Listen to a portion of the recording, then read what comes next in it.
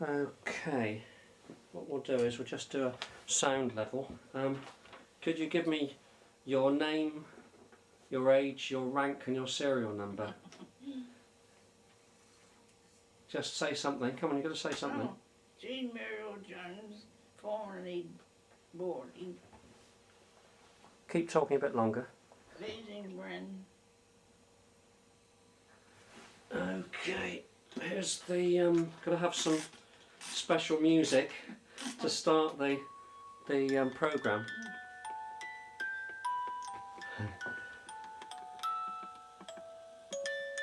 Yeah, very inappropriate, but there we are. Okay, could you kindly tell me your maiden name and what year you were born? My maiden name was Morley. Right, well that's not your whole of your name, was it? Morley what? Is that your first name? Oh, surname. Surname, okay, and what were your first names? Jean Muriel. Jean Muriel, spelled M-U-R-I... M-U-R-I-E-L. I-E-L, thank you. And where and when were you born? I was born on the 24th of January 1924 in Portsmouth, 52 to Burnham Grove.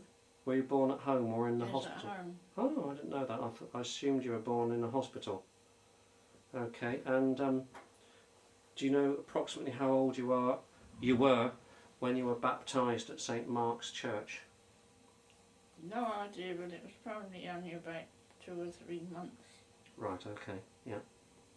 And what can you remember before you went to school? I know you mentioned you lived at 52 Laburnum Grove. Anything you can remember before you went to school? Well, things I went on a holiday to the Isle of Wight with my mother and father, but my father used to only come at weekends because he was working during the week. We stayed in a farmhouse. One of the exciting things was the boar, that's the pig, male pig, male pig, yes. got loose in the garden, so we all had to stay indoors and one they rounded it up. Yeah. And it was in a place called Porchfield in the Isle of Wight, and you could walk to the sea from there to bathe, but it was more or less a creek. It wasn't the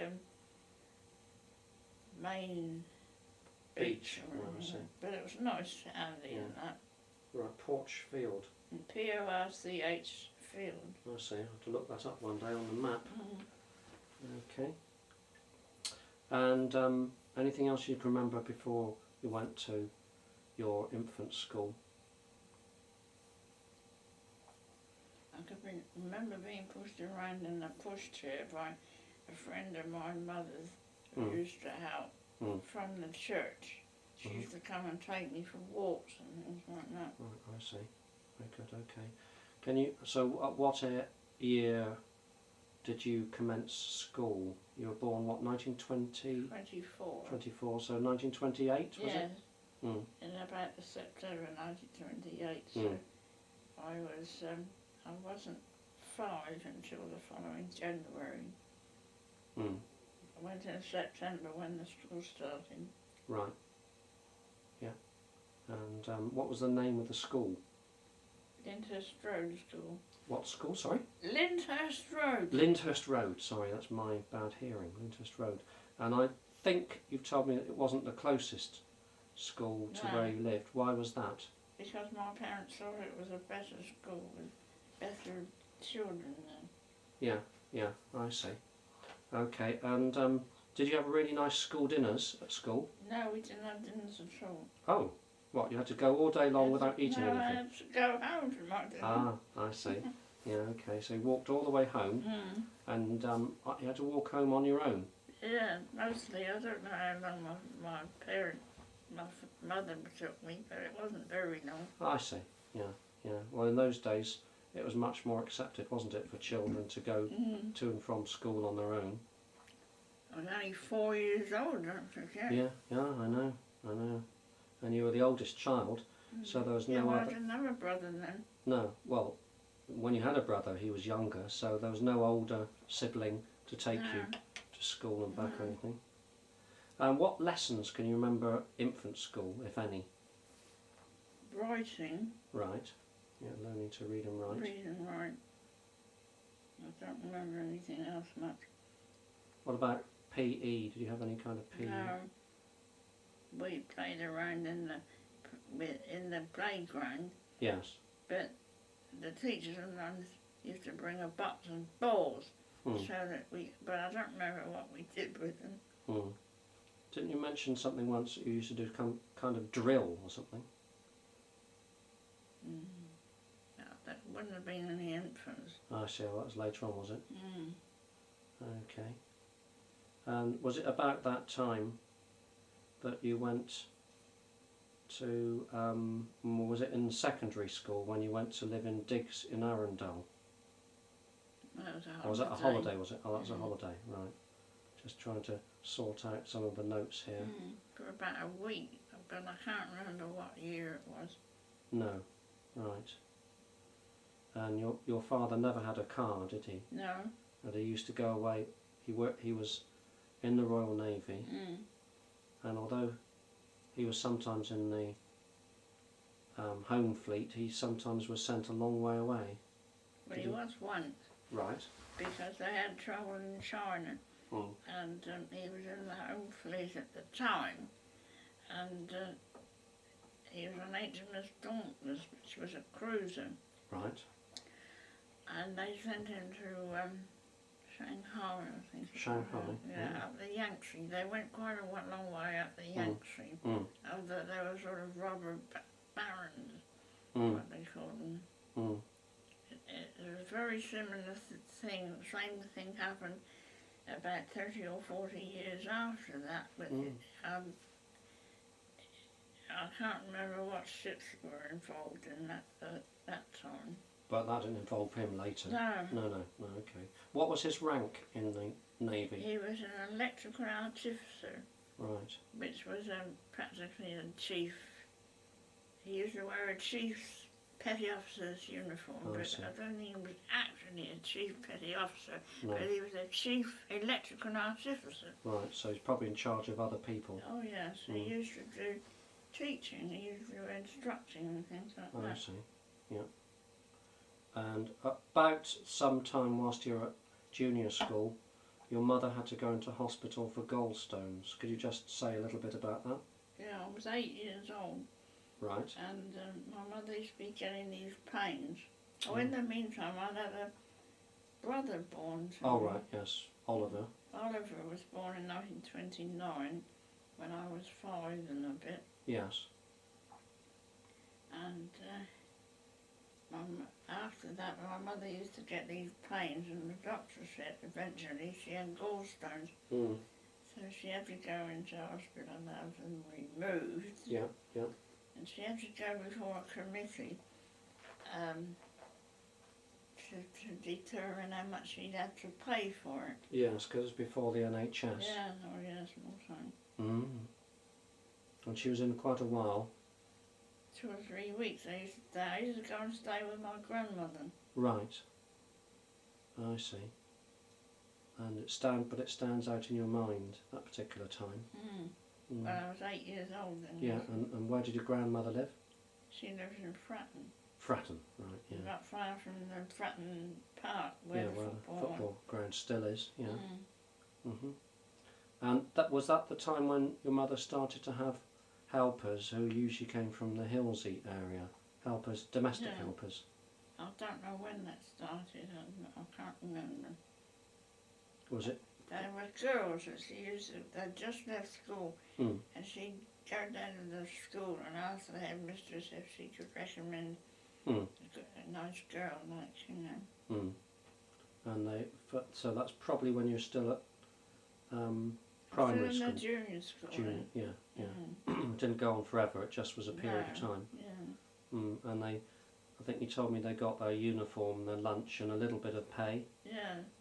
How much? 5 shillings a week. I see. And they used to have 2 uniforms. They had one in the morning for doing housework, Right.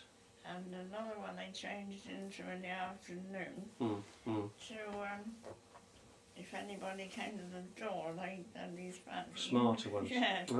Well, I never. Yeah, so that's in modern money, it's 25 pence a week. But obviously... But they used to get their dinner. Right, yeah, lunch and yeah, so got something or other. Okay. Now, obviously when you finished at primary school, you had to take an exam. Was it called the secondary exam? Secondary school exams. I was trying to think. I finished in the infants and went up to the juniors. Of course. And I stayed in the juniors till I was 11. Yeah. And then I took the secondary exam, we used to call it in those days, which is equivalent to the plus. Yeah. Which I passed. And went to the local Portsmouth Northern Secondary School. Was girls' grammar school? Yeah. Okay. And was it plain sailing? Was it easy for you to go there, or what happened about your father? Was he involved in something? My father was still in the Navy, and he was away on a cruise when I passed. My mother had to get in touch with him to find if it was okay for me to go England.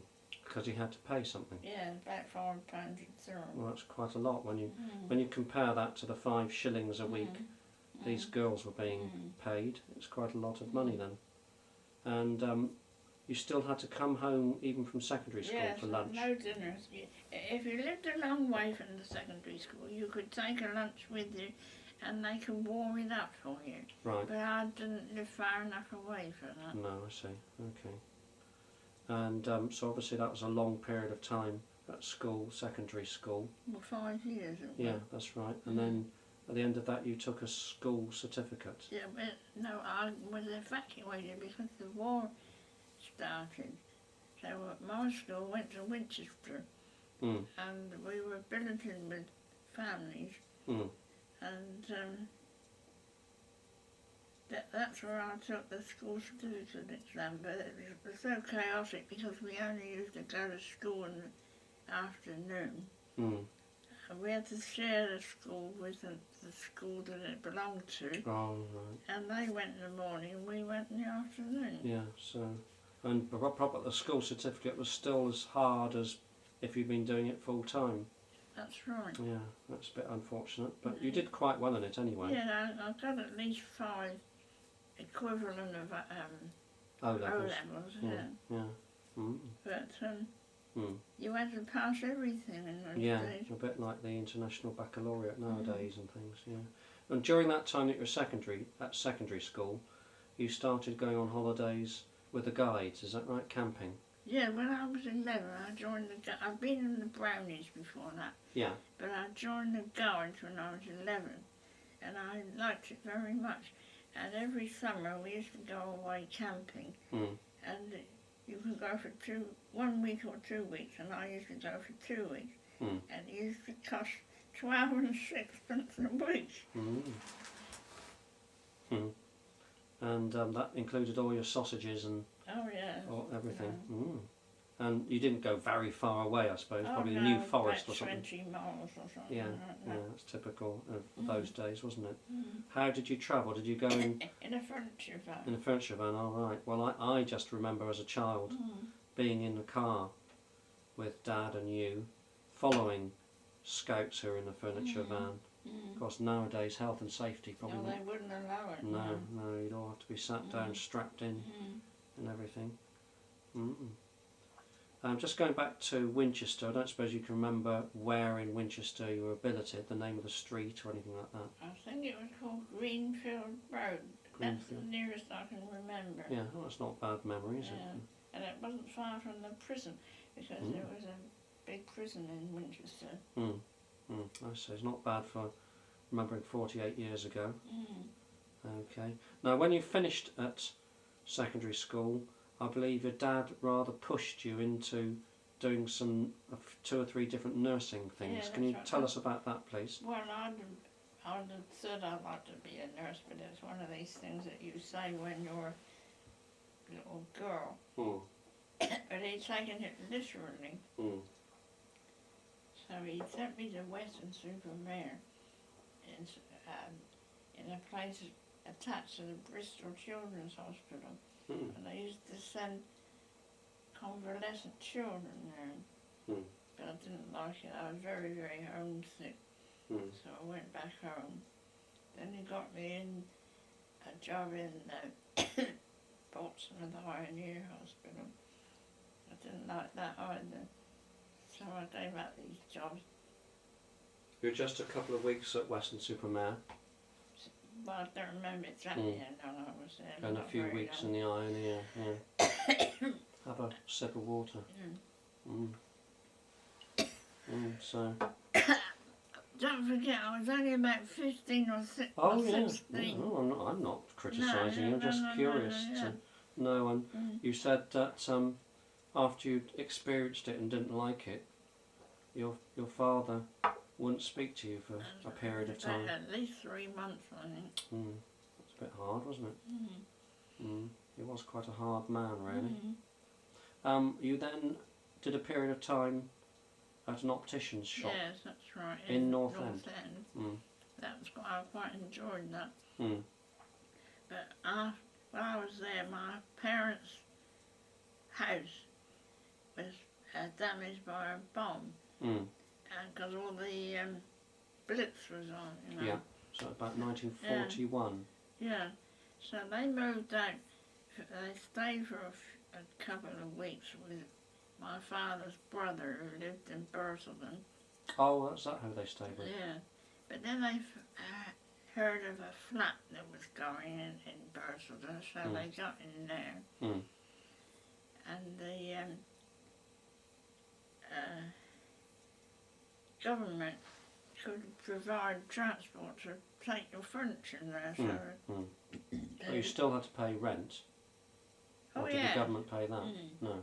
Well, they had still kept the house in the Burn Grove. You see? And while I was there, I joined the Wrens. Okay, so you didn't stay in, because you had to commute from Bursleden to the optician's shop, Yeah, so that's right. that was a bit silly, really. Every day. Yeah.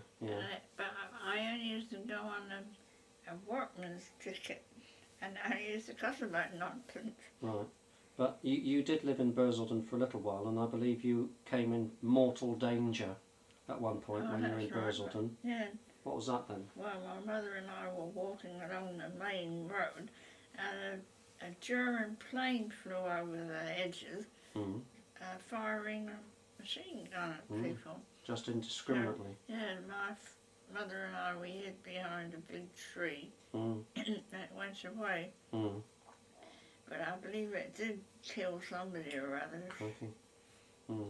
So you were there 4 or 5 months, and then you joined the Wrens, but and your mother came to the interview with you? Yes.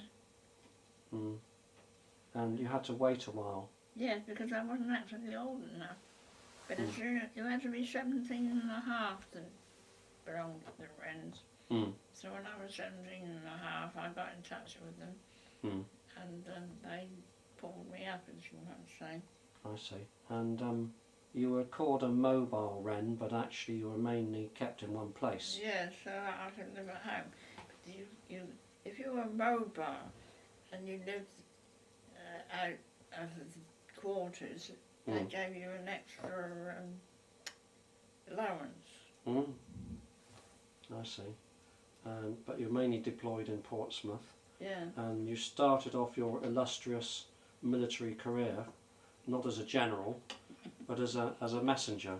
Yeah, because I didn't have any I didn't pass the O-levels or anything. So that meant just taking messages around and doing all sorts of odd things, firing and all that. And you were living in Wren's quarters somewhere near North End? Yes, near Alexandra Park. Oh yeah. They took over a block of flats. Yeah. Right, and then you were moved on after how many months to become a clerk writer? Well, I put in to be after about a year or 2 years maybe even, but Yes, I asked to become a writer, so they gave me a test period. Yeah. And said, okay, yes, you're all right to be a writer. And then I was mostly in the barracks in Portsmouth, but I also went to, I'm trying to think where I went, the Marshall Salt. Marshall Salt ship. Ship, HMS Marshall Salt, which I stayed in for a time. And eventually they made me a leading man, which was the next step up, you know. They sent me to Gosport, right, to the Coastal Forces Base, HMS Hornet it was called. And that was ever so nice. I was in an office which looked right over the harbour. Really beautiful place. But I was just doing general secretarial jobs, you know. And I was there when D-Day came. Right. I was on duty that night, which meant I was sleeping there. When I woke up in the morning, they said, "Wakey, wakey," which is a naval call. And then they eventually said that the second front D-Day had started. And when jumping back a little bit, when your parents' house was bombed, were you in the house at the time, or in the bomb shelter, or had you been evacuated out of Portsmouth? Oh, I can't remember. I mean, were you ever somewhere where there was an air raid and you were not that far from the bombs? Oh yes, all the time. And I can't remember now whether we'd gone out to Burslton. Don't think we had, but what happened was the bomb was a bit further down the road, and it shook all the houses round the back, and the outer skin of our bricks came away, and all the tiles came off the roof. But they used to have gangs of men who used to go around doing repairs and that, you know. Patching it up in some way. Yeah. So they patched it all up. My parents still lived in Burslton. Okay. But I think you mentioned that when coming forward in time again to 44, the area was prone to the V1 bombs, flying bombs. Yeah, a bit, but nothing like London. No, but it did